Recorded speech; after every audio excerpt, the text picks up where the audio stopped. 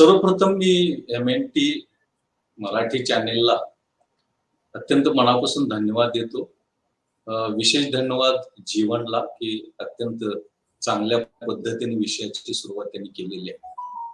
एका महत्त्वाच्या आणि आता अगदी ज्वलंत अशा प्रश्नाची चर्चा आज आपण या निमित्ताने करत आहोत.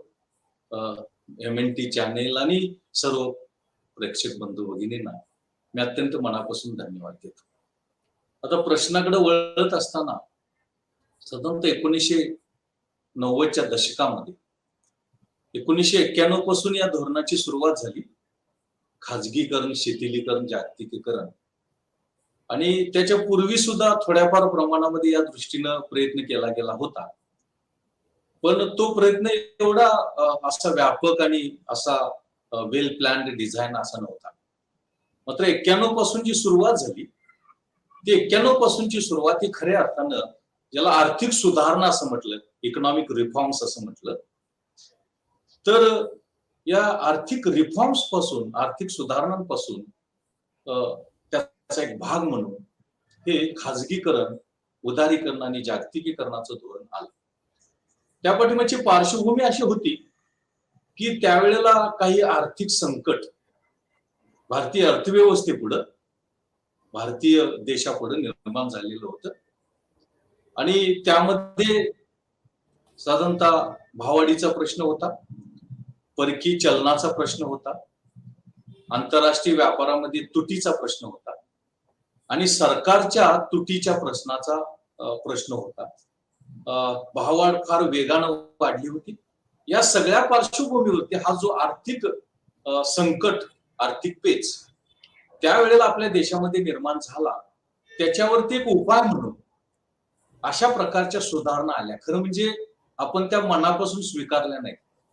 त्यावेळेला आपल्याकडे परकीय चलनाचा साठा नव्हता, आठवडाभर जाईल एवढा परकीय चलन होतं आणि म्हणून आपण सोनं गहाण ठेवलं जागतिक बँकेकडे आणि नाणेनिधीकडून आपण आर्थिक मदत मिळवण्याचा प्रयत्न केला आणि त्यांनी अटी लादल्या. जेव्हा हे आंतरराष्ट्रीय स्तरावरती काम करणाऱ्या संस्था असतात किंवा जगातले देश असतात, ते सहजासहजी आर्थिक मदत किंवा कर्ज देत नाही आणि त्यांनी जे कर्ज दिलं त्यावेळेला, त्यांनी जी आर्थिक मदत दिली ती देत असताना अशी सरळ सोपी दिली नाही, तर त्यांनी अटी लादल्या आणि त्यांनी ज्या अटी लादल्या त्यालाच आपण नाव दिलं की आर्थिक सुधारणा. त्यांनी ज्या अटी लादल्या त्यालाच आपण नाव दिलं आर्थिक सुधारणा आणि या आर्थिक सुधारणांमध्ये खाजगीकरण, शिथिलीकरण आणि जागतिकीकरण यांचा समावेश हा करण्यात आला. खरं म्हणजे त्यामध्ये दोन गोष्टी होत्या. एक म्हणजे अर्थव्यवस्थेमध्ये रूपांतर करणं, अर्थव्यवस्थेमध्ये परिवर्तन करणं आणि दुसरी गोष्ट अशी की अर्थव्यवस्थेचं समायोजन घडवून आणणं. त्याला त्यांनी स्ट्रक्चरल डेव्हलपमेंट प्लॅन असं म्हटलं आणि त्याचबरोबर अर्थव्यवस्थेमध्ये एक आर्थिक घडी बसवणं अशा प्रकारचा एक त्यामध्ये समावेश करण्यात आला आणि त्याचं 3 भाग त्यांनी केले: खाजगीकरण, शिथिलीकरण आणि जागतिकीकरण. खाजगीकरणामध्ये त्यांनी असं केलं की प्रामुख्यानं सार्वजनिक क्षेत्रातले सरकारच्या मालकीचे केंद्र सरकार, इव्हन राज्य सरकार आणि त्यांचे काही डिपार्टमेंट्स होते, त्यांची काही खाती होती, त्यांचं खाजगीकरण करण्याचा प्रयत्न केला.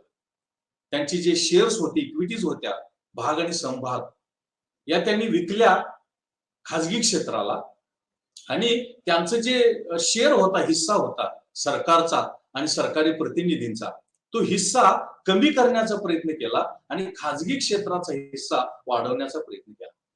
त्यांनी असं सांगितलं की या आर्थिक सुधारणा किंवा खाजगीकरण, उदारीकरण, शिथिलीकरण या धोरणामुळे काय होईल तर आर्थिक विकासाचा वेग वाढेल, आपल्याला परकीय चलन मिळेल, भाववाढ नियंत्रित होईल आणि विशेष महत्वाची गोष्ट म्हणजे सरकार जे तुटीचा जो प्रश्न होता, डेफिसिटचा जो प्रश्न होता, तो डेफिसिटचा प्रश्न सुटेल, कारण आंतरराष्ट्रीय व्यापार वाढण्याची दाट शक्यता आहे. आणि म्हणून त्यांनी काय केलं, एका बाजूला खाजगीकरण, दुसऱ्या बाजूला काय केलं की शिथिलीकरण, म्हणजे उद्योगाला लायसन्स परवाना लागत होता तो त्यांनी बंद केला, काही आरक्षण ठेवलेलं तो उद्योगांचं ते त्यांनी बंद केलं, सरकारमार्फत काही सेवा सवलती दिल्या जात होत्या त्या कमी करण्याचा प्रयत्न केला. म्हणजे उद्योग व्यवसायाला मुक्त करण्याचा प्रयत्न केला. त्यांच्यावरची बंधनं, त्यांच्यावरती नियंत्रण कमी करण्याचा प्रयत्न केला. आणि तिसऱ्या बाजूनं आंतरराष्ट्रीय व्यापारावरती जी काही बंधनं होती, वेगवेगळे कर होते, ज्याला आपण कस्टम ड्युटीज, आयात निर्यात शुल्क असं म्हणतो, किंवा इव्हन कोटा, टॅरिफ वगैरे ही बंधनं असतात, ती बंधनं कमी करण्याचा प्रयत्न केला. आणि त्यांना असं वाटलं की हे सगळं आपण केलं की अर्थव्यवस्था आपली व्यवस्थित होणार, पुरवठा नियमित होणार, रोजगार निर्मिती होणार, आणि तुटीचा प्रश्न असू द्या, भाववाढीचा प्रश्न असू द्या, आणि सरकारच्या तुटीचा प्रश्न आणि अर्थव्यवस्थेचा विकासाची गती वाढवण्याचा प्रश्न हे आपल्याला सोडवता येईल, हे आपल्याला कमी करता येईल असं वाटलं. पण दुर्दैवानं तसं झालं नाही. दुर्दैवाने काय झालं, खाजगीकरणामुळे एवढे प्रॉब्लेम खाजगीकरणामध्ये झाले, ते त्यांनी खाजगी केलं. आता शेअर्स, त्यांचे जे भाग आणि समभाग आहे त्याच्या किमती काळी मोल किमतीला दिल्या, म्हणजे 10% सुद्धा त्यांच्या किमती घेतल्या नाहीत. आणि अशा पद्धतीनं तो जो काय लिलाव झाला, ऑप्शन झाला, टेंडर झालं, त्यामध्ये अगदी काळी मोल किमतीनं ते सगळं विकण्याचा प्रयत्न केला. आणि त्यांनी एक निर्गुंतवणुकीचं, म्हणजे त्यापासून जे पैसे गोळा करण्याचं जे धोरण अवलंबलं होतं, त्या धोरणातून जेवढं त्यांनी टार्गेट निश्चित केलं तेवढं काय ते झालं नाही. म्हणजे एका बाजूला नफ्यात चालणाऱ्या उद्योग व्यवसाय संस्था सरकारच्या मालकीच्या, सरकारच्या प्रतिनिधीच्या खाजगी करण्याचा प्रयत्न केला, आणि दुसऱ्या बाजूनं ते विकत असताना अगदी कमी किमतीला, अल्प किमतीला विकलं, आणि त्यामुळं फायदा होण्याऐवजी तोटा झाला. आणि दुसरी गोष्ट अशी झाली की सुरुवातीच्या कालावधीमध्ये थोडस बंधनं शिथिल केल्यामुळं परकीय चलन मिळालं. सुरुवातीला थोडासा फायदा झाला, नाही असं नाही, पण नंतरच्या कालावधीमध्ये, कारण आंतरराष्ट्रीय व्यापारामध्ये आपली निर्यात तुलनेने कमी असते आणि आयात जास्त असते, आणि त्यामुळं एक काही अपवादात्मक वर्ष जर सोडली तर आपला जो व्यापार आहे, आंतरराष्ट्रीय व्यापार, तो फायद्याचा कधी राहिला नाही, तो तोट्याचाच राहिला. आणि सुरुवातीच्या कालावधीमध्ये थोडासा आर्थिक वृद्धी दर, ज्याला आपण जीडीपी ग्रोथ रेट असं म्हणतो, तो जीडीपी ग्रोथ रेट हळूहळू सुधारला. पण त्याचा परिणाम असा झाला की रोजगार संधी आपण निर्माण केल्या नाही, रोजगार निर्माण झाला नाही, आणि बेकारांची संख्या प्रचंड वाढली. आणि दुसऱ्या बाजूला बेकारी वाढल्यामुळं काय झालं की गरिबीचं प्रमाण वाढलं. कारण ज्यांना रोजगारच मिळाला नाही, कामगार, ज्यांचं दैनंदिन उदरनिर्वाह त्या कामावरती होता, त्यांना रोजगार न मिळाल्यामुळं गरिबांचं प्रमाण वाढलं, गरिबीचं प्रमाण वाढलं. आणि अत्यंत वाईट गोष्ट अशी झाली की आर्थिक विषमता प्रचंड वाढली. आर्थिक विषमता प्रचंड वाढली. आंतरराष्ट्रीय अमर्त्य सेन माहिती आहेत की ज्यांना नोबेल पारितोषिक मिळालं, त्यांनी सुद्धा या धोरणावर टीका केली की या अर्थव्यवस्थेचा आजार एक होता आणि त्याला इलाज आपण दुसरा केला. म्हणजे तिथं सुद्धा मतप्रवाह असा होता की हे करणं काय अपेक्षित नव्हतं. कुठल्याही उद्योग व्यवसायामध्ये, सरकारच्या मालकीच्या उद्योग व्यवसायामध्ये काही मर्यादा, काही दोष त्रुटी असू शकतात, पण ते विकून टाकणं किंवा ते खाजगी मालकाच्या दावणीला बांधणं हे अपेक्षित नव्हतं. मात्र आपण ते करण्याचा प्रयत्न केला. आम्हाला असं वाटलं की खाजगीकरण हा एक रामबाण उपाय असा अत्यंत फेमस अशा प्रकारची टर्म आपण वापरतो. त्या संकल्पनेला काहीच अर्थ नाही, काल्पनिक अशी संकल्पना आहे. आणि त्या काल्पनिक संकल्पनेकडे आपण धावण्याचा प्रयत्न केला, आणि आपल्याला काय साध्य झालं नाही. सुरुवातीच्या कालावधीमध्ये थोडासा वृद्धी दर, ग्रोथ रेट, जीडीपीचा ग्रोथ रेट, वृद्धी दर थोडासा वाढला, नाही असं नाही. मात्र बाकी सगळ्या गोष्टींमध्ये आपण फेल झालो, नापास झालो, आपण अपयशी ठरलो. रोजगार नाही वाढला, बेकारी वाढली, विषमता वाढली, गरिबी वाढली, हे सगळं झालं. आणि थोडस सुरुवातीच्या कालावधीमध्ये परकीय चलन मिळालं, नंतर मात्र परकीय चलनाची टंचाई निर्माण होऊ लागली. आणि आज सुद्धा आपण असं म्हणतो की आमच्याकडे एवढं परकीय चलन आहे, एवढं अब्ज अमेरिकन डॉलर परकीय चलन आहे. हे परकीय चलन आपण निर्यातीतून मिळवलेलं नाही. ते परकीय चलन अनिवासी भारतीय असतील किंवा परकीय गुंतवणूकदार असतील, त्यांनी केलेली गुंतवणूक आहे परकीय चलनामध्ये. आपण ते काही निर्यातीतून मिळवलेलं नाही. त्यामुळे ते परकीय चलन फार काय फायदेशीर नाही, उलट ते तोट्याच आहे. आपण जर त्यांना परत नाही दिला, परत म्हणजे व्याजानं द्यायला पाहिजे. ते काही निर्व्याज असं नाही. आणि त्यासाठी अजून आपण ती गुंतवणूक पैसे मिळवायला पाहिजे, कमाई करायला पाहिजे. तसं नाही केलं तर त्याचं बर्डन, त्याचं ओझं पुन्हा पडलं आणि अशा पद्धतीनं आपला जो गैरसमज होता की बाबा हे सगळं सुधारेल, ते वृद्धी दर वाढला, निश्चितपणे त्यामध्ये सुधारणा झाली. मात्र वृद्धी दर वाढलं म्हणजे सगळं वाढलं असं म्हणता येणार नाही. शिक्षण, आरोग्य, या सामाजिक सेवा यांच्यावरचा खर्च कमी झाला, यावरती खर्च आपण करू शकलो नाही. आणि विशेष महत्वाची गोष्ट ज्याचा संदर्भ जीवन यांनी सुरुवातीच्या प्रास्ताविकामध्ये दिला, हे सगळं संविधानाचा जो आत्मा आहे म्हणणं चुकीचं आहे, जे स्पिरिट ऑफ द कॉन्स्टिट्यूशन आहे, ते स्पिरिट ऑफ द कॉन्स्टिट्यूशनच्या नेमकं विरुद्ध होतं. स्पिरिट ऑफ द कॉन्स्टिट्यूशन असं म्हणतं स्वातंत्र्य, समता, बंधुता, न्याय या हे प्रमोट करणारी, वाढवणारी धोरणं आपण निश्चित करायला पाहिजे आणि त्याची अंमलबजावणी करायला पाहिजे. आम्ही काय केलं की सुधारणा केल्या, संविधानामध्ये दुरुस्त्या केल्या आणि हे सगळं संविधानाच्या विरोधी सगळं त्यामध्ये अंतर्भूत करण्याचा प्रयत्न केला.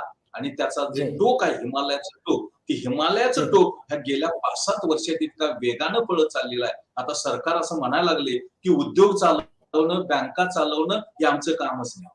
आणि 91 नंतर, प्रामुख्याने 95 नंतर आपण शिक्षणाचं इतकं खासगीकरण करायला लागलोय की हा जो बहुजन समाज आहे, या बहुजन समाजातली माझं जीवन असं भाकीत आहे ही शेवटची पिढी शिक्षणात असेल, याच्या पुढच्या कालावधीमध्ये शिक्षण नसेल. अजून एक पुढे वाढून ठेवलंय 2020 शिक्षण धोरण नवीन आलंय आणि त्याच्या अंमलबजावणीची एवढी घाई लागलेली आहे, एवढी गडबड लागलेली आहे, कवायत त्याची अंमलबजावणी होईल असं लागले. आणि ते सगळं बहुजनांना शिक्षणाच्या प्रवाहातून बाहेर काढणार आहे. ऑलरेडी बहुजन शिक्षणाच्या प्रवाहातून बाहेर पडलेलाच आहे 91 नंतर, प्रामुख्याने 95 नंतर.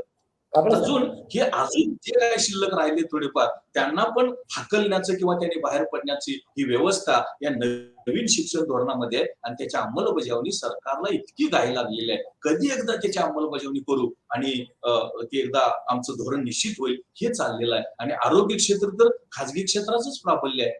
मग ते मल्टी स्पेशालिटी आणि स्पेशालिटी, सुपर स्पेशालिटी सगळे हॉस्पिटल्स आहेत, हे सगळे खाजगी आहेत. सरकारच्या मालकीचे हॉस्पिटल्स कोरोनानं दाखवून दिलं की आज मरतात का उद्या मरतात अशी जीवन मरणाची अवस्था असलेली ते हॉस्पिटल्स आहेत. आणि तिथं ट्रीटमेंट मात्र सगळा बहुजन समाज घेतो. या सगळ्या पार्श्वभूमीवरती ज्या चुकीच्या हेतून आपण ते केलं, त्याचं गांभीर्य अत्यंत वाढत चाललेलं आहे. आता लेटेस्ट आकडा मी सांगतो, 1% कुटुंबांकडे 73% संपत्तीचं, उत्पन्नाचं केंद्रीकरण झालं. आणि थॉमस पिकेटीनं अभ्यास केला सगळ्या जगाच्या विषमतेचा, आर्थिक विषमतेचा, आणि त्यांच्या लक्षात आलं की हे जे खाजगीकरण, शिथिलीकरण, जागतिकीकरण हे जे धोरण आपण राबवायला लागलोय त्याचा तो परिणाम आहे. आणि त्यामुळं आपल्या देशामधली विषमता प्रचंड वाढत चाललेली आहे. विषमता एवढी वाढत चाललेली आहे की कोरोनाच्या कालावधीत सुद्धा आपण 13 अब्जावधी कुटुंबांची भर टाकली आणि त्याच वेळेला कितीतरी कोट्यावधी लोक पोटाला नाही उपाशी राहिल्यामुळे मेले. हा विरोधाभास आणि त्याचा जो परिपाक आहे, तो त्याचा परिपाक हा या 91 पासूनच्या सुरू झालेल्या या धोरणाचा आहे. सुरुवातीच्या कालावधीमध्ये त्याची तीव्रता कमी होती आणि लोकांना माहित नव्हतं. सुरुवातीपासून मी या धोरणाच्या विरोधी लिहिलेला आणि विरोधी बोलणारा माणूस आहे. आणि पुन्हा त्याची तीव्रता एवढी प्रचंड वाढली की आज म्हणजे ते 100 पेक्षा जास्त वेगानं पळत चाललेलं आहे. आणि आता सरकार जाहीर करायला लागलेले आहेत की बँका चालवणं सरकारचं काम नाही, उद्योग व्यवसाय चालवणं सरकारचं काम नाही. सरकारचं काम काही नाही, फक्त सांगण्याचं सरकारचं काम आहे. अशा पद्धतीची व्यवस्था आपण या धोरणाच्या माध्यमातून सुरुवातीला लोकांच्या लक्षात आलं नाही, पण नंतरच्या कालावधीमध्ये हा जो सुसाट वेग आहे, या सुसाट वेगानं आज तरुणापुढे एवढा प्रश्न आहे. सगळे क्वालिफाईड लोक आहेत, इंजिनियर्स आहेत, डॉक्टर्स आहेत, पीएचडी झालेले आहेत, एमए नेट सेट झालेले लोक आहेत. अक्षरशः आज रोजगाराच्या संधी नाहीत. ती सीएचबी वरती काम करतात क्लॉक आवर बेसिस मध्ये.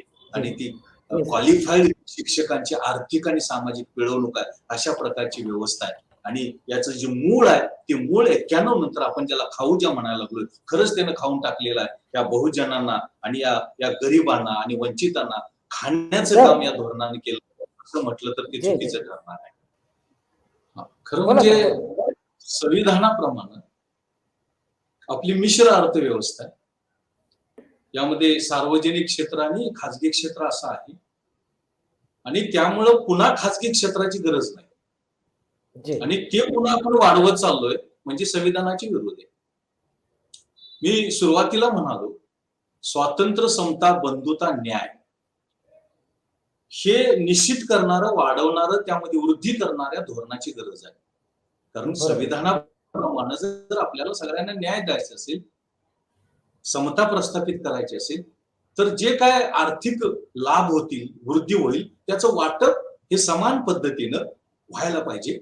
आणि जेव्हा संविधान बाबासाहेबांनी सादर केलं, त्यावेळी ते म्हणाले होते, त्यांचं जे शेवटचं भाषण आहे संविधान सभेतलं, ते म्हणाले होते की आता आपली राजकीय समता प्रस्थापित होऊ शकेल, पण आर्थिक आणि सामाजिक समतेसाठी खास प्रयत्न आणि धोरणांची गरज आहे. निश्चितपणे सुरुवातीच्या कालावधीमध्ये त्या दृष्टीने प्रयत्न झाला. आणि जसं हे म्हणत होते की सुरुवातीच्या कालावधीमध्ये साधारणतः 1950 ते 90-91 पर्यंत परिस्थिती बऱ्यापैकी होती. संविधानाच्या चौकटीमध्ये धोरण निश्चित करणं, त्याची कार्यवाही करणं आणि नियोजनाला एक चांगलं स्थान होतं, एक चांगलं मत होतं. 91 नंतरच्या कालावधीमध्ये सुद्धा हळूहळू त्यामध्ये बदल होत गेला. एकदम असा रॅपिड किंवा एकदम वेगवान बदल नव्हता. हळूहळू बदल होत गेला. हळूहळू खासगी क्षेत्राचं खासगीकरण होत गेलं. पण नंतरच्या कालावधीमध्ये 2014 पासून ते अगदी आता 2021 मध्ये हे सगळं आज माझ्यासारख्या एका छोट्या अभ्यासकापुढे असा प्रश्न निर्माण होतो की भारताची जी ओळख आहे, ती भारताची ओळख मिश्र अर्थव्यवस्था आहे काय, हा प्रश्न माझ्यासारख्या सामान्य माणसापुढे निर्माण झालेला आहे. कारण आज खूप मुक्त अर्थव्यवस्था, कॅपिटलिस्ट इकॉनॉमी, इकडं आपण चाललोय. आणि संविधान विसरलोय का काय? संविधानाचा आपल्याला विसर पडत चाललेला आहे का काय? अशा प्रकारची परिस्थिती आज खऱ्या अर्थाने निर्माण झालेली आहे. आणि हे सगळं करणं म्हणजे संविधानाचा गळा घोटण्यासारखा, व्हायलेशन ऑफ द कॉन्स्टिट्यूशन आहे. यापेक्षा दुसरा शब्द मला अजिबात आठवत नाही. सुरुवातीच्या कालावधीमध्ये निश्चितपणे मर्यादित प्रमाणावरती खाजगीकरण, शिथिलीकरण, जागतिकीकरण होत होतं. पण 14 नंतरच्या कालावधीमध्ये सगळ्या मर्यादा आपण क्रॉस केलेल्या आहेत, सगळ्या मर्यादा आपण काढून टाकलेल्या आहेत. आणि आपल्या पुढे आता एकच आहे, $5 trillion economy, economically supreme country in the world. याच्यापेक्षा आपल्या दुसऱ्या डोक्यात काहीच नाही. पण दुसऱ्या बाजूने आर्थिक विषमता एवढी वेगानं वाढत चाललेली आहे की 1% कुटुंबांकडे 73% संपत्तीचा, उत्पन्नाचा हिस्सा आणि 99% किती 27% हिस्सा. हे कुठं आहे? आणि या बेकार रोजगार निर्मिती नाही. आता सुद्धा बेकारीचा दर हा जवळपास 10 ते 12% आहे. कोरोनाच्या कालावधीमध्ये तो 24-25% होता. आणि बेकार, गरिबी वाढत चाललेली आहे. कोट्यावधी लोक गरीब आहेत. ग्रामीण भागामध्ये, शहरी भागामध्ये सगळीकडे गरीब आहे. आणि आपल्या धोरणामध्ये त्याचा विचार आपण कुठंच करत नाही. आणि दुर्दैवाची गोष्ट अशी की एका बाजूला होत असताना आपण सार्वजनिक क्षेत्राचं खाजगीकरण हे वेगवेगळ्या मार्गाने करायला लागलोय. म्हणजे ज्याला आपण आउटसोर्सिंग असं म्हणायला लागलोय. शिपाई भरायचं नाही, दुसऱ्या कंपनीकडून घ्यायचा. सिक्युरिटी भरायचं नाही, त्याची अपॉइंटमेंट करायची नाही. खाजगी ज्या संस्था आहेत त्यांच्याकडून ती सिक्युरिटीची सेवा घ्यायची. म्हणजे नोकर भरती सार्वजनिक क्षेत्रामध्ये जवळपास बंद झाल्यासारखी अवस्था आहे. आणि त्याचं खाजगीकरण, खरं म्हणजे विशेष महत्वाची गोष्ट अशी की आपल्या देशामध्ये 10% औपचारिक किंवा संघटित क्षेत्र आहे आणि 90% असंघटितच आहे, अनौपचारिकच आहे. आणि या आता 10%तून सुद्धा बऱ्यापैकी 5% पर्यंत आणि पुन्हा या असंघटित क्षेत्रामध्ये, अनौपचारिक क्षेत्रामध्ये त्याचं रूपांतर करायला लागलोय आपण. की जिथं कामाची खात्री नाही, जिथं पगाराची खात्री नाही, तिथं कामाच्या तासाची खात्री नाही, सामाजिक सुरक्षितता योजना नाही. आणि हे सगळं समाजवादी समाज रचना कुठं, सोशलिस्टिक पॅटर्न ऑफ सोसायटी कुठं, मिश्र अर्थव्यवस्था कुठं, मिक्स्ड इकॉनॉमी कुठं, आणि आपण मुक्त अर्थव्यवस्थेकडं आणि खुल्या अर्थव्यवस्थेकडं, बाजाराधिष्ठित अर्थव्यवस्थेकडे चाललोय. विषमता वाढत चाललेली आहे, रोजगार निर्मिती घटलेली आहे, बेकारी वाढत चाललेली आहे आणि गरिबी वाढत चाललेली आहे. आणि आपल्या पुढे एकच स्वप्न आहे की $5 ट्रिलियन इकॉनॉमी करणं आणि जगामध्ये आर्थिक महासत्ता निर्माण करणं. शिक्षणाचं खाजगीकरण करायला लागलोय आणि शिक्षणाच्या खाजगीकरणातून आपल्याला जागतिक गुरु व्हायचा आहे. जागतिक गुरु. इथं बहुजन समाजाला शिक्षणाची सुविधा नाही, इथं बहुजन समाज शिक्षणापासून वंचित होत चाललेला आहे. इंजिनिअरिंग आणि मेडिकलचं सुरुवातीपासून खाजगीकरण झालं 91 नंतरच्या कालावधीमध्ये, 95 नंतर त्याची गती वाढली आणि आता ते सुसाट वेगानं चाललेलं आहे की त्या इंजिनिअरिंग मध्ये बहुजन समाजातला विद्यार्थी प्रवेश घेऊ शकत नाही. लाखो रुपये फी असते. मेडिकल मध्ये बहुजन समाजातला विद्यार्थी प्रवेश घेऊ शकत नाही. तिथं डोनेशन अब्जावधी रुपयाचं असतं आणि फीज अब्जावधी रुपयाची असते. ज्याच्या दिवसाचं पोट भरण्याचा प्रश्न आहे, आज उद्या माझं पोट भरेल हा प्रश्न ज्याच्या पुढे आहे, तो ह्या इंजिनिअरिंग आणि मेडिकल शिक्षणाचा विचार काय करू शकेल. आणि याच्या उलट म्हणजे आपलं जे नियमित शिक्षण आहे त्याचं पण खाजगीकरण करायला लागलोय आपण. आर्ट्स, कॉमर्स, सायन्स पण खाजगीकरण करायला लागलोय. म्हणजे प्रवेशाची जी दारं आहेत आपण घट्ट बंद करण्याचं काम करायला लागलोय. ही शेवटची पिढी आहे या शिक्षणातली, हे माझं भाकीत आहे. पुढच्या कालावधीमध्ये बहुजन समाज शिकणार नाही आणि आर्थिक परिस्थिती नसल्यामुळं शिक्षणाचा तो विचार करणार नाही. म्हणजे पुन्हा महात्मा फुले, त्यानंतर शाहू महाराज, बाबासाहेब यांनी जे बघितलं की अत्यंत निरक्षर असा समाज, आणि महात्मा फुलेंनी म्हटलेलं आहे की विद्येविना मती गेली, मतीविना सगळं काय गेलं. ती पुन्हा परिस्थिती फार काही लांब आहे असं मला अजिबात वाटत नाही. मुख्य म्हणजे माझं असं मत आहे, राजकीय पक्ष असू द्या, निवडून आलेले प्रतिनिधी असू द्या, इथला ब्युरोक्रॅट नोकरशाह असू द्या किंवा अजून कोणी असू द्या, या सगळ्यांना संविधानाचं शिक्षण प्रशिक्षण देणं आवश्यक आहे असं माझं मत आहे. कुठलाही निर्णय घेत असताना, कुठलंही धोरण निश्चित करताना तुम्ही संविधान बघा, संविधानामधल्या तरतुदी बघा आणि मगच निर्णय घ्या, मगच धोरण निश्चित करा आणि त्याची कार्यवाही अंमलबजावणी अत्यंत प्रामाणिकपणे करा. हे एका बाजूला आपले प्रतिनिधी, आपले मंत्री, आपले नोकरशाह हे एका बाजूला करत असताना, दुसऱ्या बाजूला हा जो समाज आहे, हा जो बहुजन समाज आहे, हा जो वंचित समाज आहे, यांना पण संविधानाचं शिक्षण प्रशिक्षण, जाणीव जागृतीची गरज आहे. आणि हा जो एक प्रेशर ग्रुप आहे, हा प्रेशर ग्रुप हे जे काही सगळं संविधानाचे विरोधी आणि विषमता वाढवणारं, अन्याय वाढवणारं, समता विरोधी हे जे सगळं चाललेलं आहे, त्याला विरोध करण्याची जाणीव जागृती निर्माण होणारं हे संविधानाचं ज्ञान आणि प्रशिक्षण अत्यंत आज गरजेचं आहे. कारण लोकांना हे माहितच नाही. आपण काय करतोय, संविधानामध्येच दुरुस्त्या करतोय आणि सगळं संविधानाचे विरोधी, संविधानाच्या स्पिरिटला बाधा आणणारं सगळं त्यामध्ये अंतर्भूत करण्याचा प्रयत्न करतोय. हे सगळं करताना संविधानामध्ये दुरुस्त्या केलेल्या आहेत. आणि म्हणून बाबासाहेबांनी त्यामध्ये म्हटलेलं होतं, संविधान लवचिक आहे, फ्लेक्सिबल आहे. याचा अर्थ असा नाही की संविधानाचा पाक तुम्ही छेद करावा असा अपेक्षित नाही. संविधानाची जी स्पिरिट आहे, स्वातंत्र्य, समता, बंधुता, न्याय, याला कुठलीही बाधा न लागता ज्या सुधारणा, ज्या दुरुस्त्या करता येतील त्या आपण कराव्यात. याचा अर्थ नाही संविधान संपुट टाकावं आणि म्हणावं की मी संविधानाच्या चौकटीमध्येच केले सगळे. कारण कुठल्याही प्रकारची सुधारणा करत असताना, कुठल्याही प्रकारचं धोरण निश्चित करत असताना त्या पाठीमागं संविधानामध्ये ती दुरुस्ती करावी लागते, संविधानामध्ये तो बदल करावा लागतो. आणि आपण नेमकं काय करायला लागलोय की संविधानाचं जे स्पिरिट आहे ते स्पिरिटच आपण विसरून चाललोय आणि त्याच संविधानामध्ये घातक अशा प्रकारचे बदल करून सामाजिक कल्याण असू द्या, सामाजिक वंचित घटक असू द्या, बहुजन समाज असू द्या, या सगळ्यांना आपण हे करायला लागलेलं आहे. आणि आता आपल्याला चित्र असं दिसतं की बाबासाहेबांनी आपल्या स्टेट्स अँड मायनॉरिटीज मध्ये सांगितलं होतं की सरकारची मक्तेदारी विम्यावरती पाहिजे. आज सगळा विमा खाजगी क्षेत्रामध्ये, सगळा विमा, सगळे LIC गेलं, GIC गेलं, आता बँकिंगच्या नुसत्या 10 बँका राहिले. त्या 10 बँका जाण्याची शक्यता आहे. आता सम चालू आहे बँकेच्या संघटनांचा सम चालू आहे की 10 बँका त्या खाजगी क्षेत्रामध्ये जाण्याची शक्यता आहे.